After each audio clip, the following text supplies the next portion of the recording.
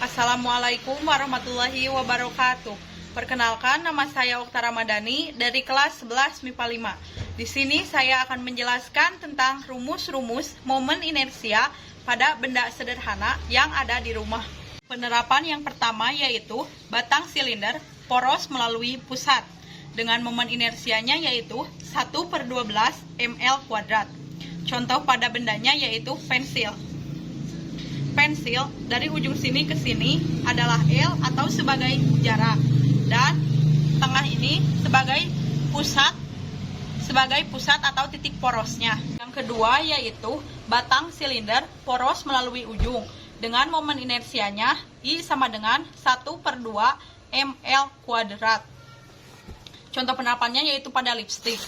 Lipstik bentuk silinder dari sini ke sini merupakan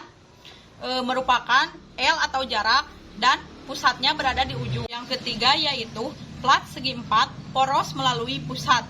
Momen inersianya atau I sama dengan 1/2 MA kuadrat ditambah B kuadrat.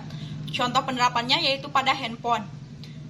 Sebelah sini sebagai A dan yang ini B. Porosnya berada di pusat atau berada di tengah. Yang keempat yaitu plat segi 4 tipis poros sepanjang tepi dengan momen inersianya atau I sama dengan 1/3 MA. Contoh bendanya yaitu pada buku. Ini sebagai A dan ini sebagai B.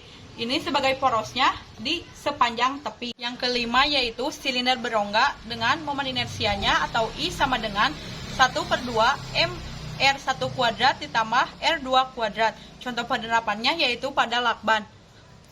R-nya ada di titik pusat ke bawah dan titik pusat ke sebelah kanan. Yang keenam yaitu silinder pejal dengan momen inersianya yaitu 1/2 MR kuadrat. Contoh penerapannya yaitu pada lem. R-nya berada di titik pusat ke bawah. Yang ketujuh yaitu silinder tipis berongga. Momen inersianya yaitu MR kuadrat. Contoh penerapannya yaitu pada cincin. R-nya ada satu yaitu di titik pusat ke bawah. Yang kedelapan yaitu bola pejal. Momen inersianya atau I sama dengan 2/5 MR kuadrat. Contoh penerapannya yaitu pada kelereng. R-nya berada di bawah. Dan yang terakhir yaitu bola tipis berongga dengan momen inersianya yaitu 2/3 MR kuadrat. Contoh bendanya yaitu pada bola anak.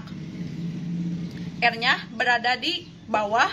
Sekian yang saya sampaikan. Mohon maaf apabila banyak kekurangan dan kesalahan. Wassalamualaikum warahmatullahi wabarakatuh.